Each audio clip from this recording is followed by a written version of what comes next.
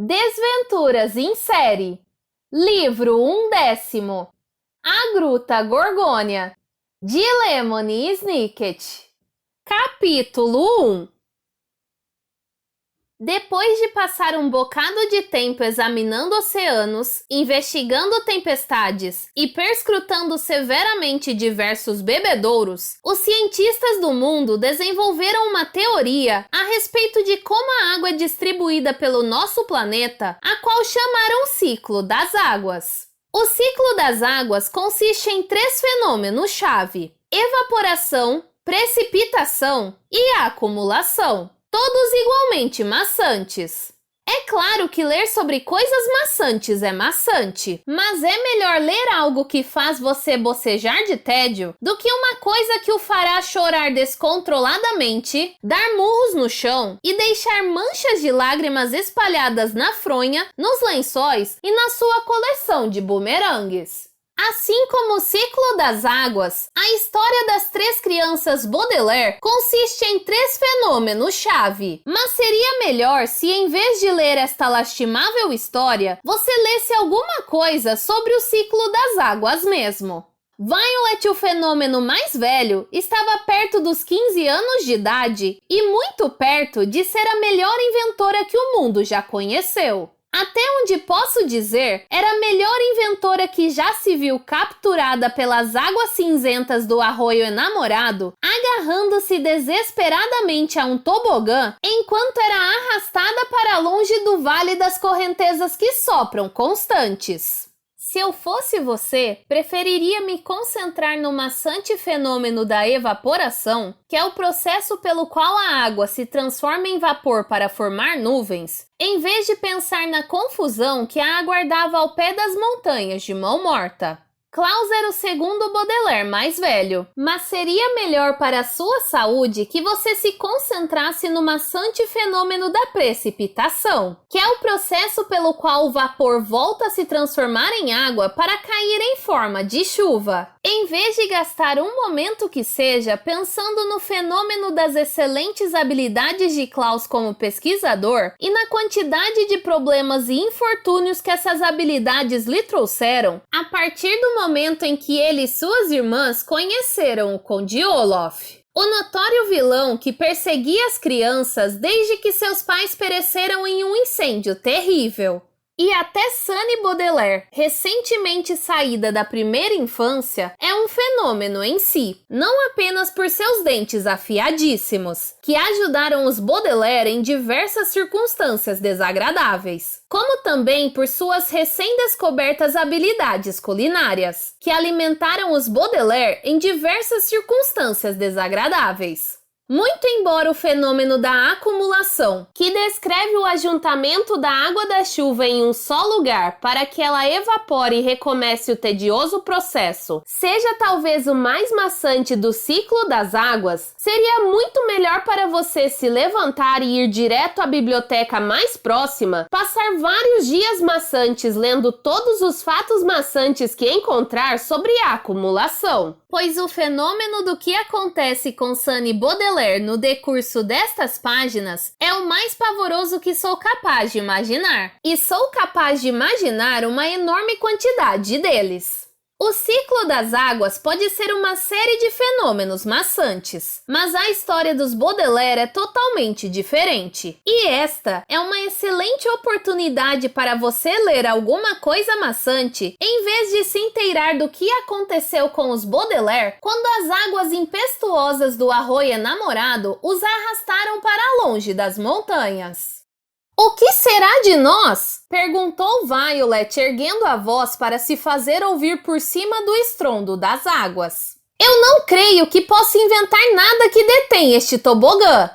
"Eu creio que você não deve nem tentar!" gritou Klaus em resposta à irmã. "A chegada da falsa primavera derreteu o gelo do arroio, mas a água ainda está muito fria. Se um de nós cair, não sei quanto tempo poderemos sobreviver." "Quigley!" choramingou Sunny. A mais jovem dos Baudelaire muitas vezes falava de um jeito que podia ser difícil de entender, mas ultimamente sua fala vinha se desenvolvendo quase tão depressa quanto suas habilidades culinárias. E seus irmãos sabiam que ela estava se referindo a Quigley Quagmire, de quem os Baudelaire tinham se tornado amigos havia pouco tempo. Quigley ajudara Violet e Klaus a chegar ao alto do cume das aflições a fim de encontrar a base de operações de CSC e salvar Sunny das garras do Conde Olaf. Mas um outro afluente do Arroio Namorado o arrastara na direção oposta. E o cartógrafo, uma palavra que aqui significa alguém muito bom em mapas e por quem Violet Baudelaire sentia um afeto especial, não tinha sequer um tobogã para mantê-lo fora da água gelada. Tenho certeza de que Quigley conseguiu sair da água, disse depressa a Violet, muito embora naturalmente não tivesse certeza de nada. Eu só queria que soubéssemos onde ele estava indo. Ele nos disse para encontrá-lo em algum lugar, mas o estrondo da cachoeira o interrompeu. O tobogã balançava na água enquanto Klaus enfiava a mão no bolso e tirava de lá um caderno azul escuro. O caderno tinha sido um presente de Quigley e Klaus o usava como livro de lugar comum, uma expressão que aqui significa caderno no qual ele escrevia qualquer informação interessante ou útil. Nós decodificamos aquela mensagem que nos informava sobre o importante encontro de CSC na quinta-feira, disse ele. E graças a Sunny, sabemos que o encontro é no Hotel Desenlace. Talvez seja esse o lugar onde Quigley quer se encontrar conosco, o último santuário. Mas não sabemos onde fica, observou Violet. Como podemos nos encontrar com alguém em um lugar desconhecido? Os três Baudelaire suspiraram, e por alguns momentos os irmãos ficaram sentados em silêncio no tobogã, ouvindo o gorgolejar da correnteza.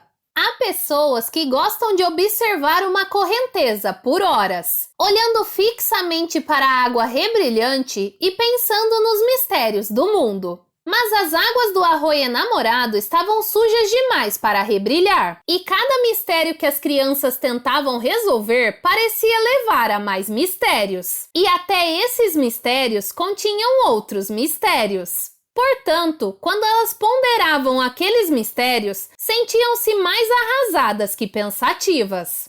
Sabiam que CSC era uma organização secreta. Porém, ao que parecia, não conseguiam descobrir muita coisa sobre o que fazia a organização, nem porque ela deveria interessar aos Baudelaire.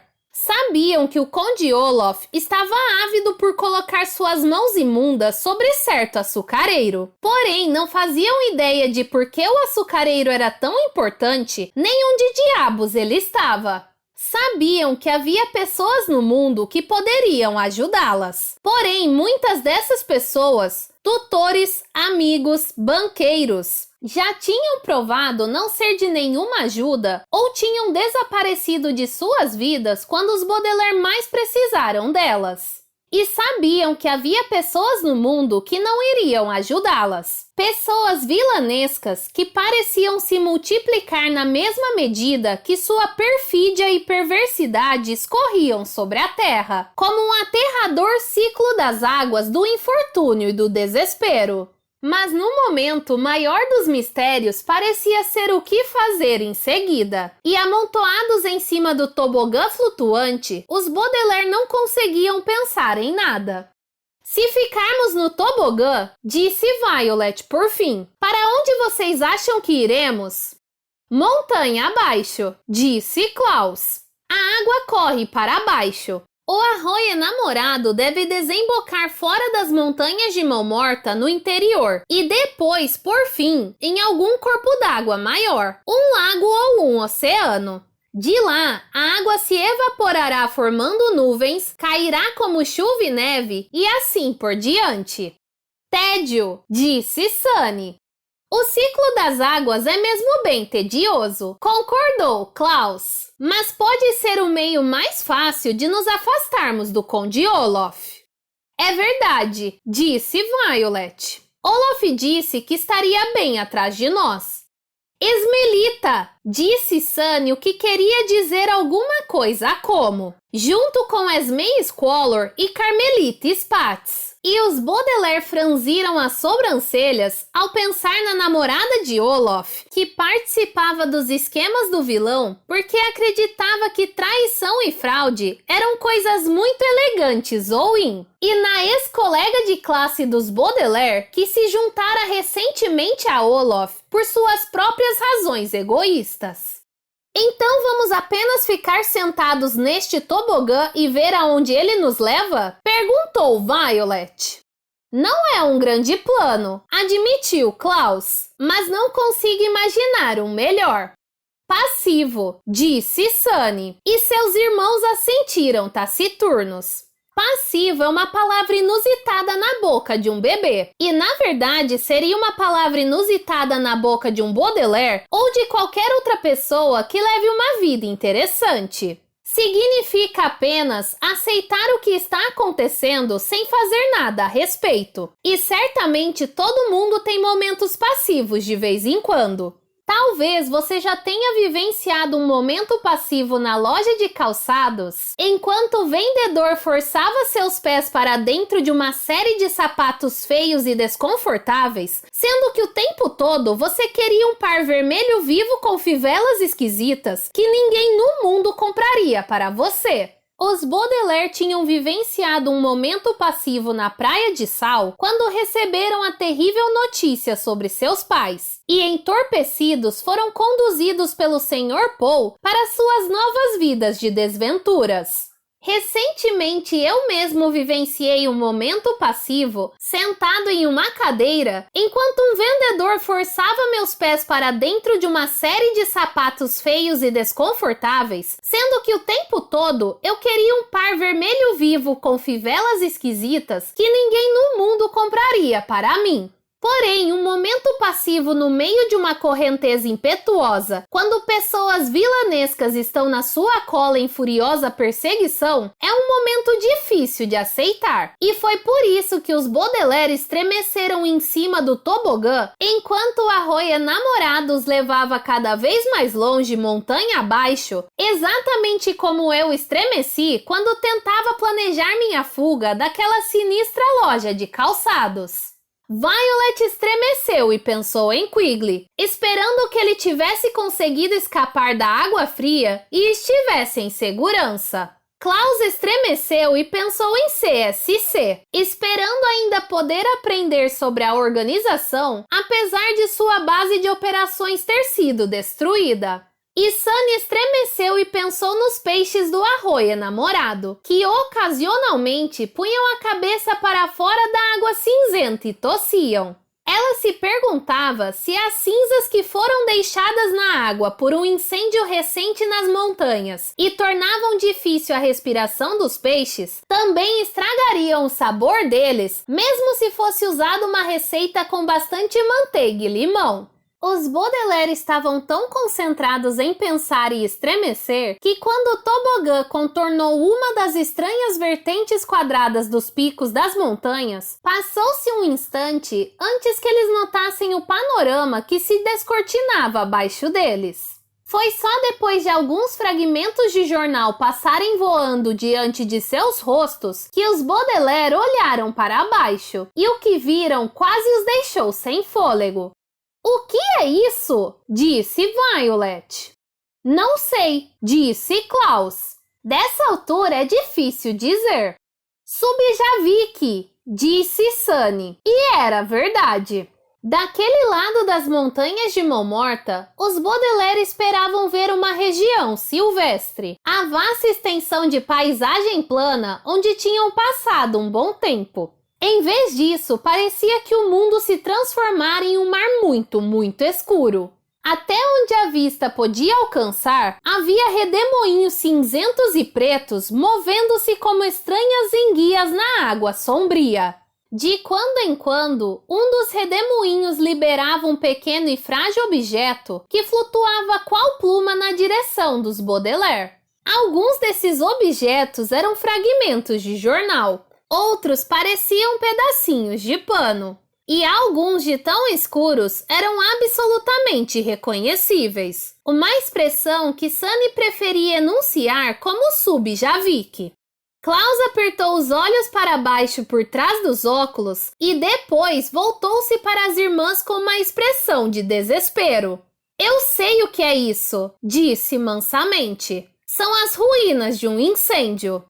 Os Baudelaire olharam novamente para baixo e viram que Klaus tinha razão. Daquela altura, as crianças levaram um momento para se dar conta de que um enorme incêndio devastara toda a região, deixando para trás somente restos cinzentos. É claro, disse Violet. É estranho não termos reconhecido antes. Mas quem atearia fogo no mato? Nós, disse Klaus. Caligari, disse Sunny, lembrando Violet de um horrível parque de diversões onde os Baudelaire tinham passado algum tempo disfarçados. Infelizmente, como parte do disfarce, fora necessário ajudar o Conde Olaf a tocar fogo no parque de diversões. E agora, eles podiam ver os frutos de seus esforços. Uma expressão que aqui significa os resultados da coisa horrível que fizeram, muito embora não tivessem a menor intenção. O incêndio não é culpa nossa, disse Violet. Não inteiramente. Nós tínhamos de ajudar Olaf, pois de outra forma ele teria descoberto nossos disfarces.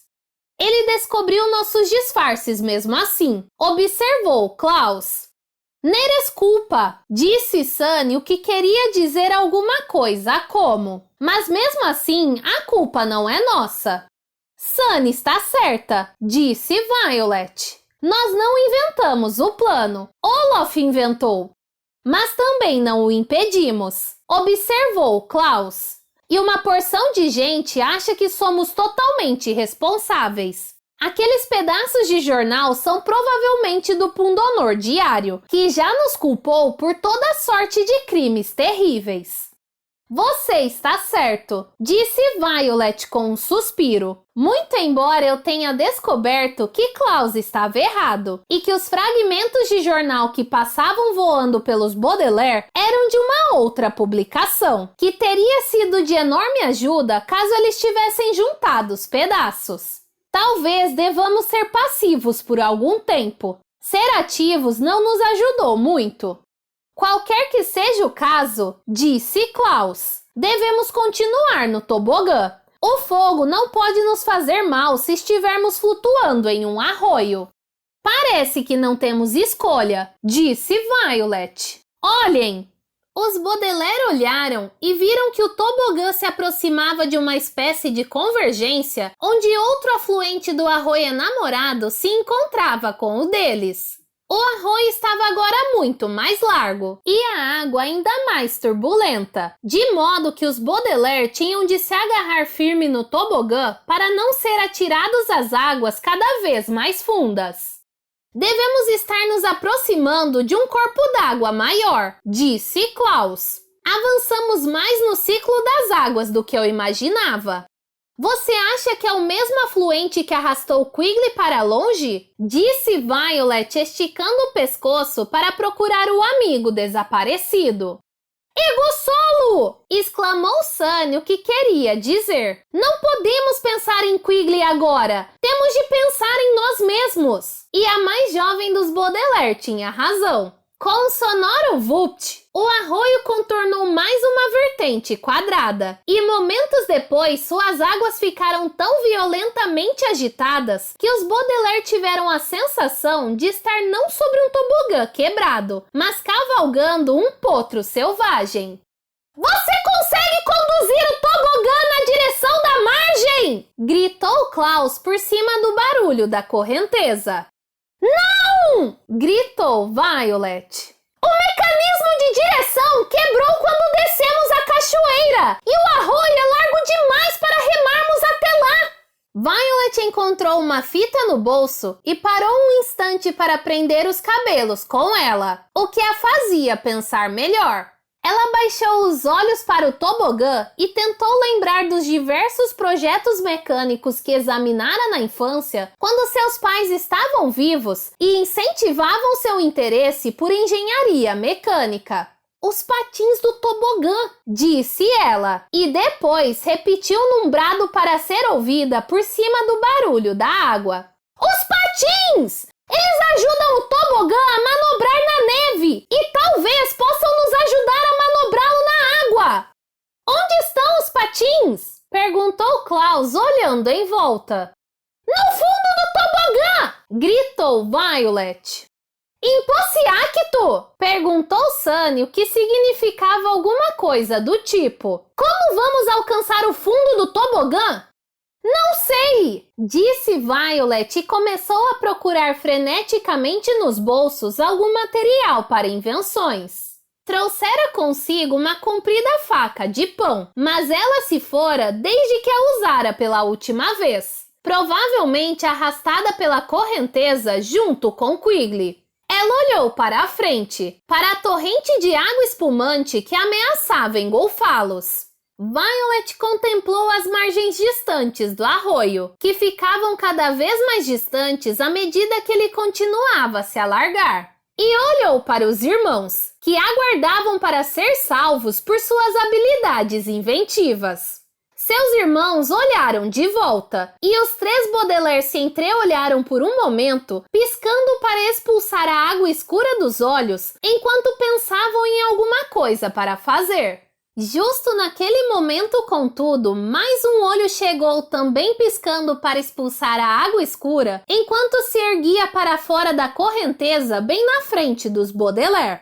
De início, parecia o olho de alguma terrível criatura marinha, encontrável somente em livros de mitologia e nas piscinas de certos balneários.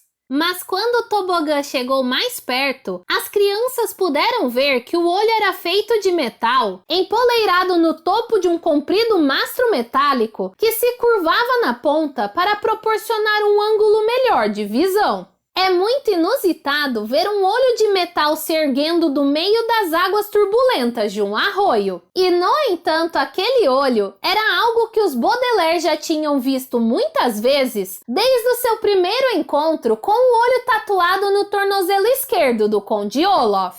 O olho era uma insígnia, e se você olhasse para ele de um determinado modo, também se pareceria com 3 letras misteriosas.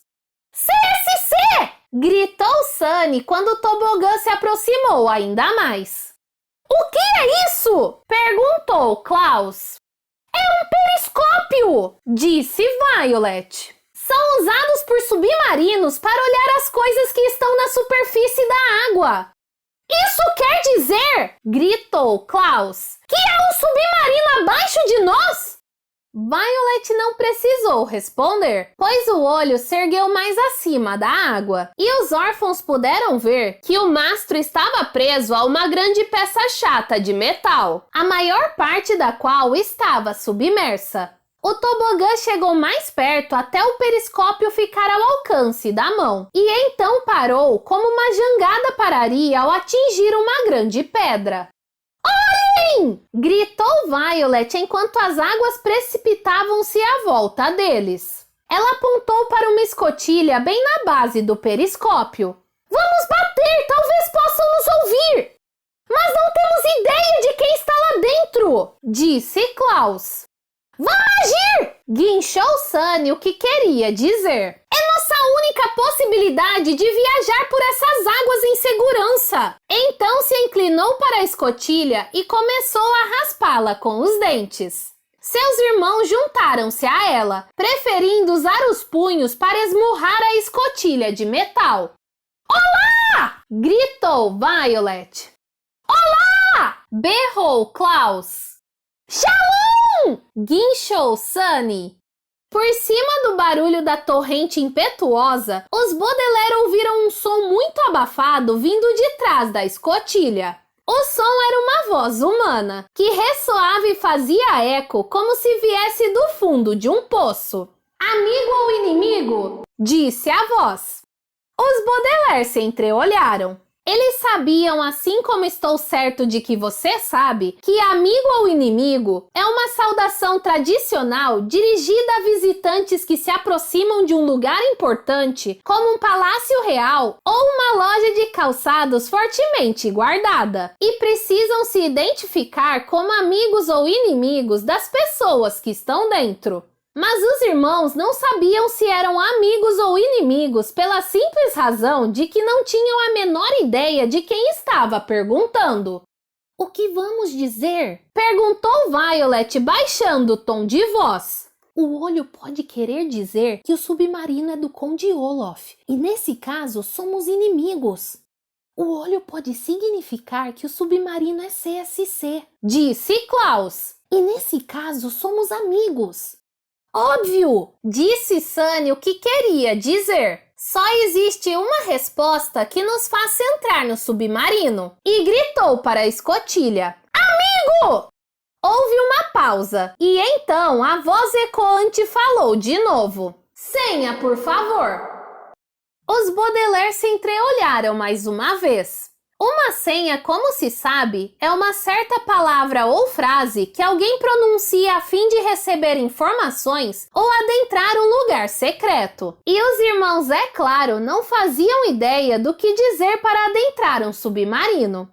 Por um momento, eles não disseram nada, apenas tentaram pensar, muito embora desejassem estar em um lugar mais tranquilo para poder pensar sem os ruídos das águas revoltas a correr e dos peixes a tossir. Desejavam que, em vez de estar abandonados à própria sorte em um tobogã no meio do Arroio Namorado, estivessem em alguma sala silenciosa como a biblioteca dos Baudelaire, onde pudessem ficar sentados em silêncio, lendo tudo a respeito de qual poderia ser a senha. Mas enquanto os três irmãos pensavam em uma biblioteca, uma das irmãs lembrou-se de outra. A biblioteca destruída de CSC lá em cima, no Vale das Correntezas que Sopram Constantes, onde antes se erguia a base de operações. Violet pensou em uma arcada de ferro, um dos poucos remanescentes da biblioteca, e no lema ali gravado. A mais velha dos Baudelaire olhou para seus irmãos, inclinou-se para a escotilha e repetiu as palavras misteriosas que tinha visto e que assim esperava a levariam junto com os irmãos à segurança. O mundo aqui silencia, disse ela. Houve uma pausa, e com um estridente creque metálico, a escotilha se abriu, e os irmãos olharam para dentro de um buraco escuro, onde uma escada presa à parede lhes permitiria descer. Eles estremeceram, e não apenas por causa da friagem que vinha dos ventos gélidos da montanha e das águas escuras e apressadas do Arroio Namorado. Eles estremeceram porque não sabiam para onde estavam indo, nem quem iriam encontrar se descessem a escada para dentro do buraco. Em vez de entrar, os Baudelaire queriam gritar uma coisa para baixo através da escotilha. As mesmas palavras que alguém lhes gritara para cima. Amigo ou inimigo? É o que queriam perguntar. Amigo ou inimigo? Seria mais seguro entrar no submarino ou arriscar a vida do lado de fora nas águas impetuosas do Arroio Namorado? Entrem, jovens Baudelaire, disse a voz. E pertencesse ela a amigo ou inimigo, os Baudelaire decidiram entrar.